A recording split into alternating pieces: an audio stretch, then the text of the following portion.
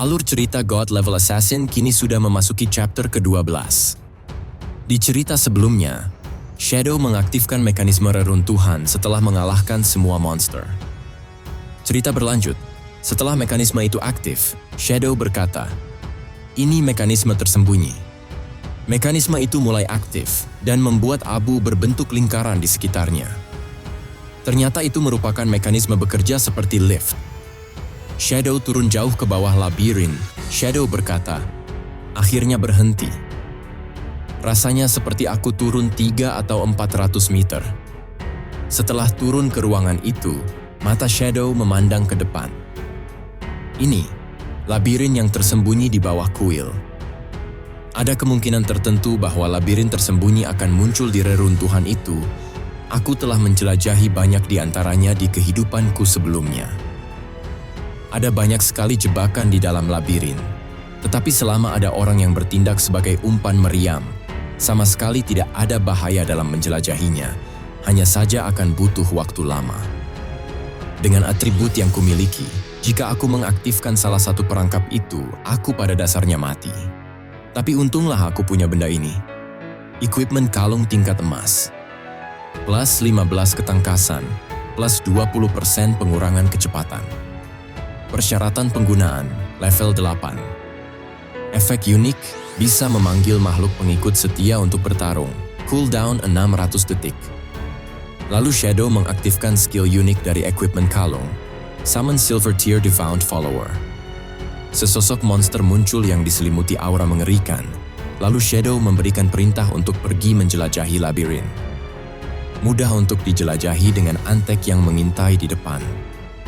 Tapi tetap saja ada kemungkinan bahaya. Aku harus evolve passive dodge-ku terlebih dahulu untuk berjaga-jaga. Lalu notifikasi sistem muncul. Anda telah menggunakan total 11 poin evolusi, tersisa 24 poin. Gold Shadow Blur meningkat dari Gold ke Epic. Memberikan 15% menjadi 75% passive dodge rate. Pengaktifan dodge memberikan kekebalan terhadap semua damage. Dodge rate sebesar 75% sudah sangat tinggi. Poin yang tersisa cukup untuk mengembangkan Instant Shadow / ke Epic. Anda telah menggunakan 13 poin evolusi, tersisa 11 poin. Kemudian notifikasi sistem muncul. Instant Shadow / ditingkatkan dari Diamond ke Epic. Flash dalam satu arah hingga 27 menjadi 30 meter dan memasuki kondisi tak terlihat. Berlangsung selama 9 menjadi 12 detik, memberikan 7 menjadi 9 tebasan ke semua musuh di sepanjang jalan. Waktu cooldown 12 detik. Lebar tebasan 4,1 menjadi 5 meter. Setiap tebasan memberikan tambahan 300 menjadi 400 attack. Karena tier epic hingga legendary membutuhkan 10 poin evolusi, semakin tinggi tingkatan awal suatu item, semakin hemat biaya untuk evolve. Misalnya, jika suatu skill berada pada tier epic di awal, evolusi ke tier legendary adalah evolusi pertama, sehingga hanya membutuhkan poin evolusi dasar sebesar 1. Evolusi pertama membutuhkan 1 poin. Epic membutuhkan 10 kali poin naik ke legendary. Persyaratan sebenarnya membutuhkan 10 poin. Karena target evolusi adalah tier legendary, maka dibutuhkan poin 10 kali lipat, dan 1 kali 10 adalah 10 poin. Ini juga berarti kalau aku punya skill epic, aku bisa dengan cepat mengevolusikannya ke tier legendary, tier mythical, dan bahkan tier ancient, tier immortal. Tapi kalau skill itu di awal tier normal, maka untuk mengevolusikannya ke tier epic, skill itu perlu dievolusikan 7 kali.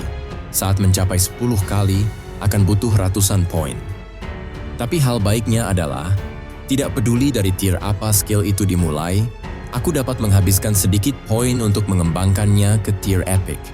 Dengan kata lain, mulai sekarang, semua skillku setidaknya berada di tier epic. Aku mempunyai 11 poin evolusi tersisa, aku hanya dapat mengevolusikan skill Shadow Sneak. Lalu notifikasi sistem muncul. Anda telah menggunakan 3 plus 5 poin evolusi, tersisa 3 poin. Starter skill, Shadow Sneak tingkat silver menjadi gold lalu platinum. Masuk ke mode stealth selama 16 ke 20 lalu menjadi 24 detik. Cooldown 26 menjadi 22 detik. Aku memiliki atribut yang mengurangi kecepatan cooldown sebanyak 35%. Cooldown akhir untuk Shadow Sneak adalah 16,3 detik. Cooldownnya masih terlalu lama, dan serangan pemecah stealth agak rendah. Aku perlu menukar skill ini di masa mendatang. Lalu tiba-tiba, monster panggilan Shadow menginjak pemicu jebakan, dan batu besar tiba-tiba terjatuh menimpa monster summon-nya.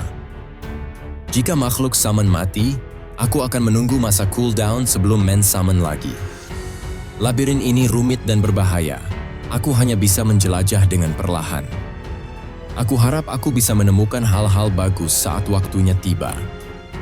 Kemudian diperlihatkan, lapisan atas kuil. Di balik pintu terlihat seseorang mengintip ke dalam reruntuhan. Ternyata itu adalah Partian Grey Rose. Pria perisai berkata, "Captain, aku dapat memastikan bahwa kedua monster itu benar-benar menghilang." Perkataannya membuat teman-temannya bertanya-tanya. Masa hidup kita juga menghilang? Seseorang pasti telah membunuh monster-monster itu dan mengambil masa hidup kita. Siapa itu? Mereka berbincang bahwa hanya expert Shadow yang dapat membunuh dua boss tier silver pada saat ini, bukan? Jadi expert Shadow benar-benar datang ke sini? Lalu masa hidup kita yang hilang diambil olehnya? Kelihatannya begitu, tetapi setidaknya kita tidak perlu mati lagi. Ketika kami datang ke sini, kami melihat seseorang dan dia bahkan tampak berkomunikasi dengan monster. Apakah itu Shadow? Mungkinkah dia punya skill yang bisa menyihir boss? Sungguh kekuatan yang tidak bisa dipahami, sangat mengerikan. Lalu tiba-tiba makhluk summon Shadow terkena tombak jebakan labirin. Aku telah menjelajah selama 3 jam, ini seharusnya ujung labirin. Berdasarkan pengalaman hidupku sebelumnya, menggunakan nyawa manusia untuk menjelajah akan membunuh setidaknya 100. Shadow kemudian memanggil kembali makhluk summon-nya dan melanjutkan penjelajahan labirin jauh lebih dalam. Shadow memberi perintah ke summon-nya agar membuka pintu di depannya. Sepertinya makhluk summon tidak mampu membuka pintu itu. Tidak bisa dibuka? Aneh. Kemudian Shadow mendekat dan menyentuh pintu itu, dan tiba-tiba pintu itu terbuka. Asap-asap melintas di sela pintu pada saat terbuka. Shadow terkejut, dan kemudian memasuki pintu itu.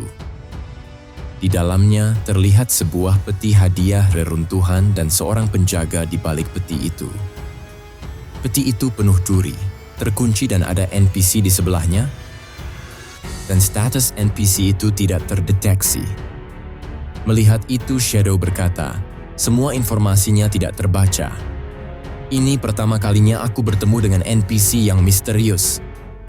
Lalu tiba-tiba, cahaya keemasan bersinar di tubuh NPC itu. Dia mulai menghilang dengan sendirinya. Dan duri-duri di peti harta karun itu juga menghilang. Walaupun aku tidak dapat melihat informasi mengenai wanita misterius itu, dia pasti ada hubungannya dengan Eye of Judgment. Peti ini berkilau keemasan, yang berarti peti ini akan berisi item tier epic. Tapi aku harus tetap berhati-hati, ada kemungkinan aku akan menemukan mimik atau jebakan.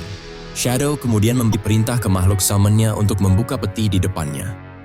Peti itu berhasil dibuka, cahaya keemasan begitu terang dari peti itu. Ini buku skill. Ini adalah godly skill untuk assassin yang mengandung efek pasif dan aktif. Apakah yang akan terjadi selanjutnya? Mari kita nantikan di chapter ke-13.